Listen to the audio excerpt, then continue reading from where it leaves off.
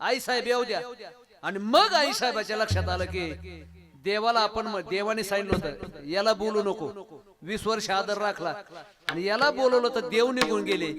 आणि मग मात्र देवाने विचार केला शिष्यस्त्याहम शादी माम त्वाम प्रपन्नम. अर्जुनाने सुद्धा शिष्यत्व पत्करल्याशिवाय अर्जुनाला गीता सांगितली नाही. तसं महाराज त्यांनी विचार केला की आता आपण देवाचं शिष्य बनू. देवा विनमुख गेले या तिथी ने सुकृताची संपत्ती. आता तुमच्या कुळामध्ये मी महाराज आलेले आहे, मी तुमचीच आहे. जर हा विनमुख गेला, तृप्तीचा ढेकर न देता गेला तर सगळं कुळाचं पुण्य घेऊन जाईल. शिष्यत्व पत्करलं आणि स्वतःच्या पत्नी करता परमात्म्याला प्रगट व्हावं लागलं.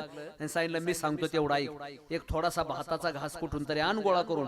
ती म्हणले देवा याने टनाने मेट्रिक टनाने अन्न बसवलंय आणि तुम्ही म्हणता एक. मी सांगतोय तेवढा ऐक म्हणले. आता मध्ये मध्ये तोंड नको घालू.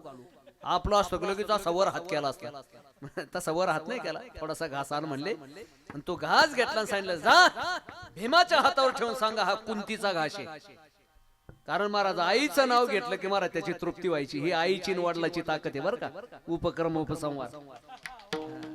म्हणून बाबा हो आईची वडिलाची सेवा करायची तर देवाला जरी महाराज तृप्ती करायची असेल तर आई वडिलाची सेवा करावी लागते बुवा.